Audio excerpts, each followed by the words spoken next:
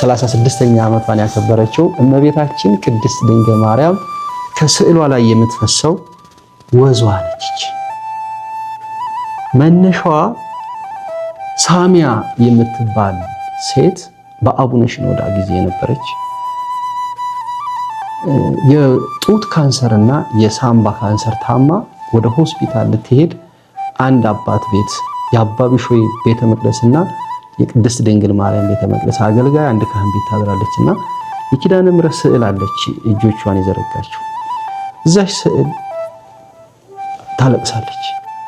እመቤቴ እንግዲህ አንቺ ዶክተር ሆነሽ ነገ ሆስፒታል እገባለሁ ከዶክተሮቹ አንቺ ቀድመሽ ዶክተር ሁኚ ስትላት ሌሊት ተኝታ ራሷ መታ ኦፕሬሽን ታረጋታለች እና ትጮሃለች።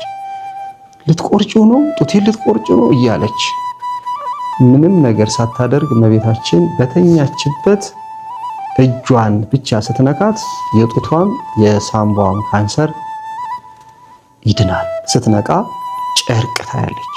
ጨርቁ ላይ ደም አለ። ደሙ መስቀል መስቀል መስቀል መስቀል ሰርቶ ታያለች። ስታይ ካንሰሩ ሞቷል። ስታይ ጤነኛ ናት። ይሄ የቤት የነበሩትም ካህን አዩ። ከዛ ለክርስቲያኖች ተነገረ፣ ለጳጳሱ ተነገረ። ይህንን የሰሙ ብዙ ክርስቲያኖችም ክርስቲያን ያልሆኑትም ያው ግብጽ በብዛት ከክርስትና በላይ ያለው ሌላ አማኝ ነው። ያንን እያየ በጣም ብዙ ሰው ክርስቲያን ይሆናል። ከዛ ወደ ገዳም ይወስዷታል ሌላ ችግር እንዳይነሳ። መጨረሻ ላይ ትመነኩሳለች። ከዛ መዝሙር ስትሰማ ስትጸልይ ከቀኝ እጇ ላይ ቅባ ቅዱስ የገነት ሽታ ያለው ሽታው ልዩ መዓዛ ያለው ይፈሳል ከእጇ።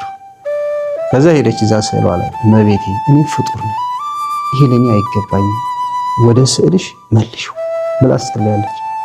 የካቲት 16 የዛሬ 36 ዓመት ከሷ እጅ ላይ ወደ ስዕሉ ላይ ተዛውሮ ያቺ ስዕል ዛሬ እንዲህ እያረገዘ ማለት ነው። እኔ በአይኔ እያየሁ እዛው ቦታው ላይ ሄጄ ልክ እያየሁት እንዲህ ሲወርድ አየዋለሁ እና ይጠራቀማል።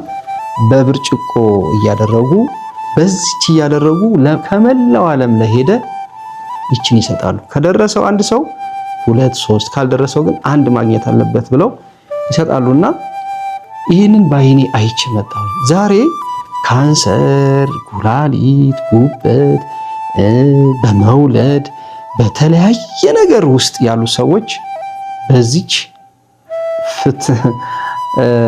ፈውስ እያገኙ ነውና ይህን ስላገኘው በጣም ደስ ብሎኛልና ይቺ ዋናዋ ነች። እነዚህ ደግሞ ከዚህ ላይ ይሄ ማዳረስ ስለማይችል እንዲህ እያደረግን ዶክተር ሮዳስም እንዲህ ያደርጋሉ። እንዲህ እያደረግን ለተለያዩ ሰዎች እየሰጠን ዛሬ በጣም ምስክርነት እየሰጠ ነውና ይቺን ለእርሶ ካህን ነዎት፣ በጣም ብዙ ችግር ያለባቸው ሰዎች ወደ እርሶ ይመጣሉ። ይችንም ይሰጡልኛል። ይችን ግን በተለየ ሁኔታ ለእርሶ ላስረክብ። እሺ፣ እግዚአብሔር ይስጥልኝ፣ እግዚአብሔር ያክብርልኝ። አሁን የተናገርከውን ተአምር በቋንቋ አይነሽ ሚዲያም በሌሎችም ለሚሰሙ ይሁን፣ የሰሙትን ደግሞ ሌላ ሰው ያሰሙ። እግዚአብሔር ያክብርልኝ፣ በእድሜ በጤና ይጠብቅልኝ።